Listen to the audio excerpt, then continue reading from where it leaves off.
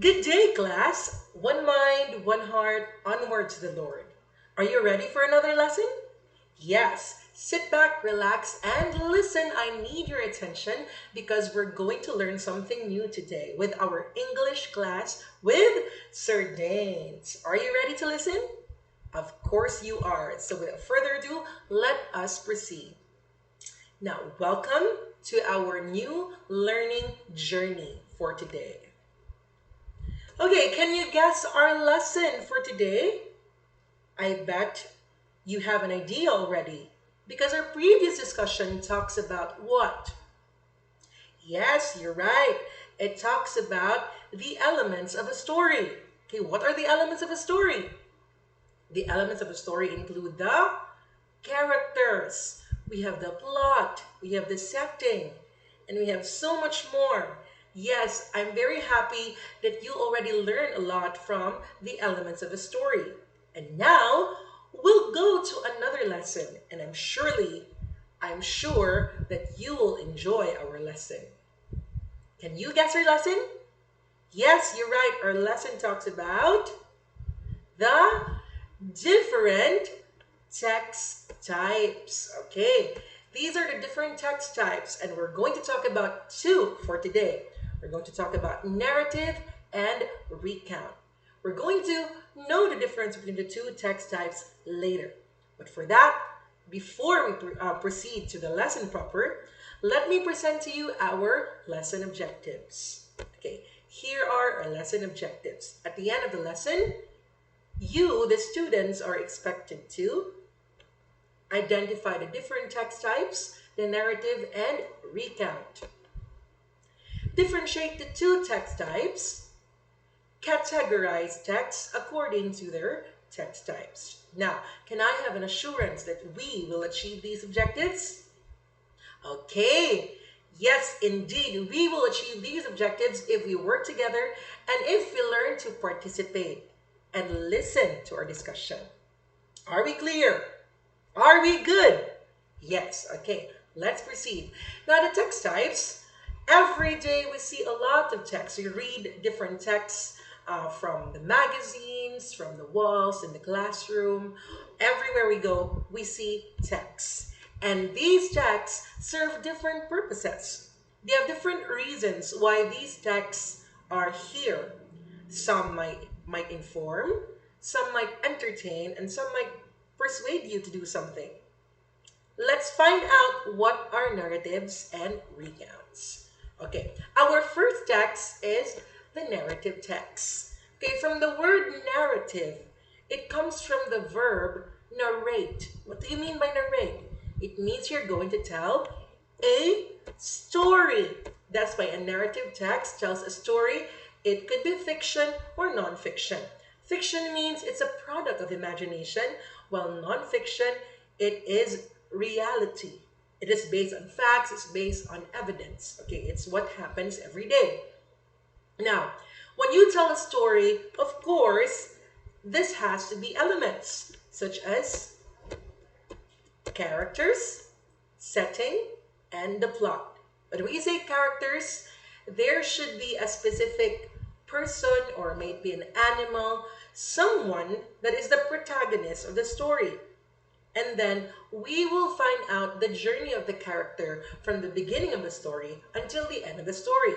And the setting talks about yes, you're correct, the time and place of the story, while the plot is the sequence of the events, how the story starts and how the story ends.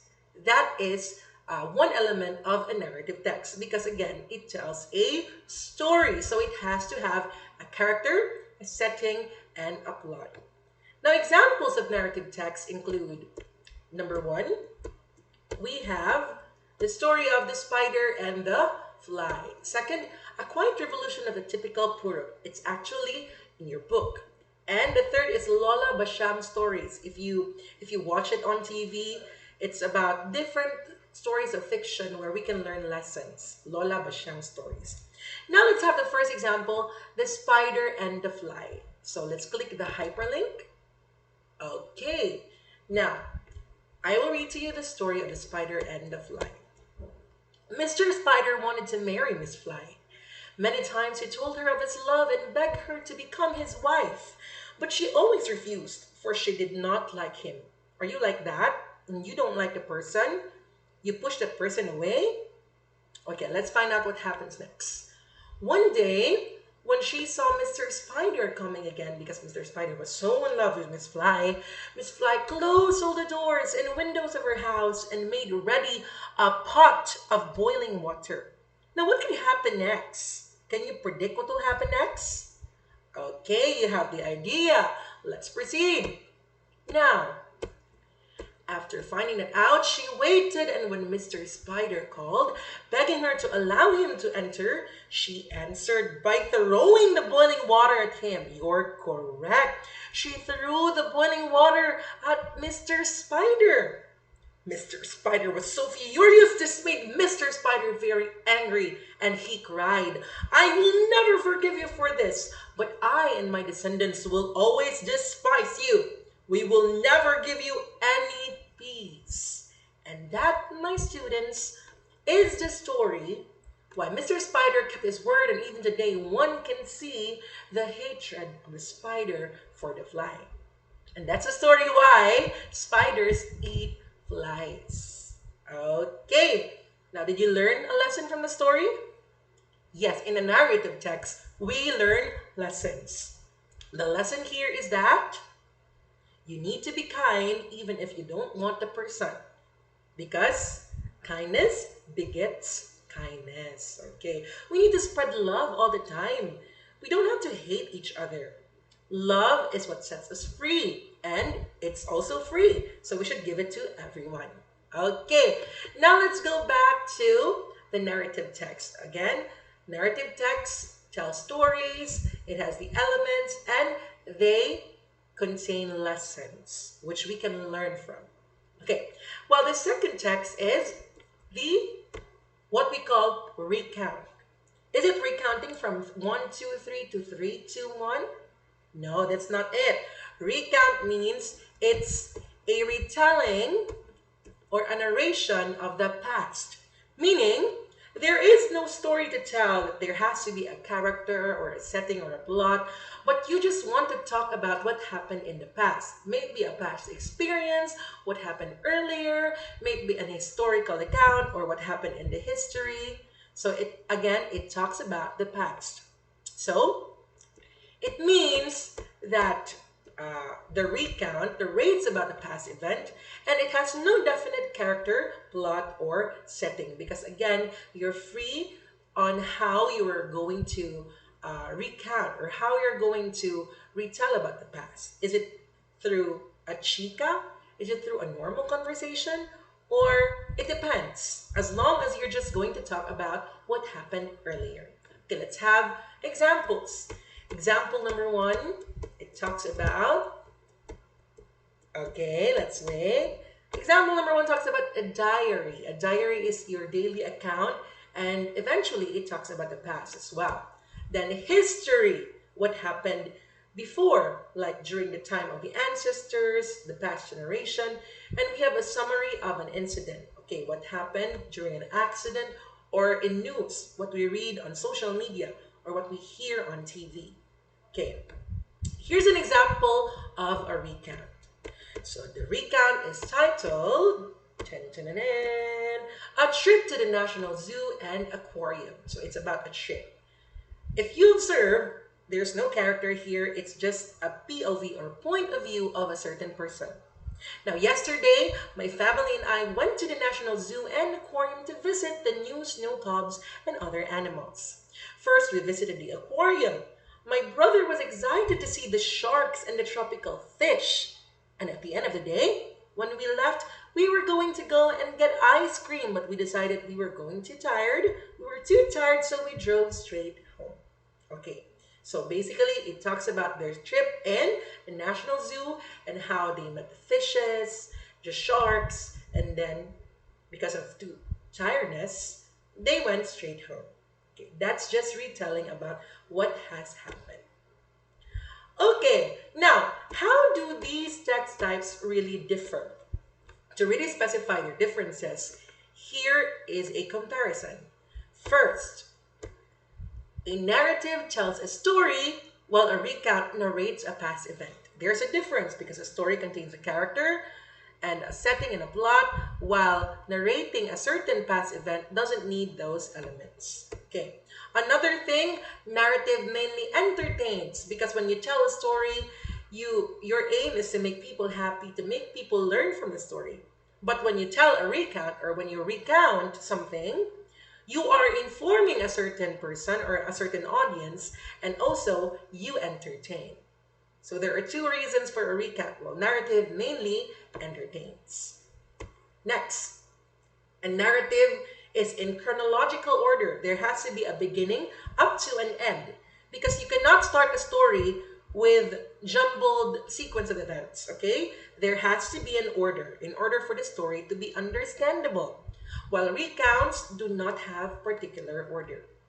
Another comparison is that narratives have element of suspense because again, it is a story, meaning some parts are thrilling, and then we will be encouraged to listen more.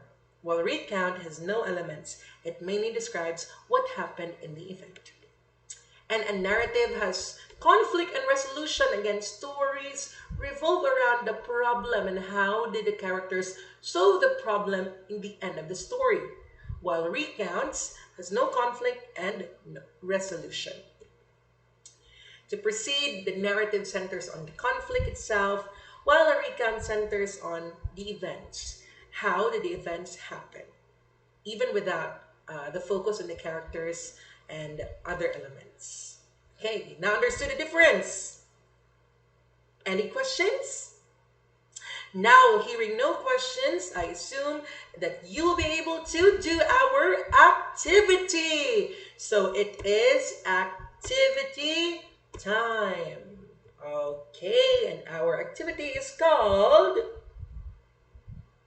Which is Which? Okay, now what is which is which? Okay, we will read the instructions. Classify the features of text into the respective text types. The features of text are projected here, and then we will classify them together. The yellow box is for the narrative text, and the green box is for the recount. Okay, are you ready? I bet you are ready. So let's proceed. Okay, so these are the features. Which of the features belong to the narrative box and the recount box? Let's start with this box, with this feature. Has a main character and a villain. Does it tell about a story? Yes, therefore it belongs to the narrative. Very good. How about the conflict? Yes, correct. It belongs to the narrative. How about part of history? You're just going to retell about what happened in the past, like what happened in the war, what happened during Magellan's time. Yes, very good. It's part of recount. Okay, next, let's proceed. Okay, let's proceed to other features. Okay, so how about this? Recalls an event is? Yes, it talks about a recount. How about told to teach lessons? It mainly entertains. Yes, very good. It's narrative. How about told for sharing of experiences? When you share your experience to your friends, to families, without a character, without setting, without plot, without focusing on the lesson. Yes, very good. It's a recount. Okay, another. Let's solve more. Action and climax. It's part of the very good plot. So it means it belongs to the narrative. How about conflict is unnecessary? You don't need conflict. Yes, very good. It's recount. How about story? Storybooks. Yes, very good. It belongs to the narrative. Okay, let's give each other a round of applause. Okay, it's not enough, so let's give everyone an air acid clap, English version. 1, 2, 3, go. AR youth, let's unite. A or a C? Yes. Okay, very good. Okay. Oh, here's another. It follows a plot. Yes, a narrative. Used in writing a diary. Very good. Recount. Conversational and done usually. Is it narrative? Are you sure? No, it's recount. Very good. Okay, in a nutshell, narrative texts tell stories with elements, while recounts describe events. Okay, okay, I understand that you know already the lesson. So here is my question. How do our past experiences contribute to our growth as persons? Because they both talk about the past. A story is told with a situation or with an incident that happened before, and a recount talks about the past as well. So, how do our past experiences contribute to our growth as persons? Yes? Okay, correct. We learn from our past and then we take it as a lesson, okay, as a lesson that we will carry in the future. And then eventually these lessons will make us grow as persons. Very good, because take note of this, the past is a lesson to learn. It builds our history. It makes our story. History is a recount, well, story is the narrative. Okay, any questions? Yes, thank you for listening, and I hope that you learn a lot, and you will not forget the different text types, the two text types, the narrative and the recount. Okay, again, any questions? Hearing none. Okay, that ends our lesson for today. Thank you so much for listening. See you next time, and let's have another fulfilling journey for our English classes in the future. Thank you so much, and this is Sir Danes Guhiting signing off. Good day and goodbye.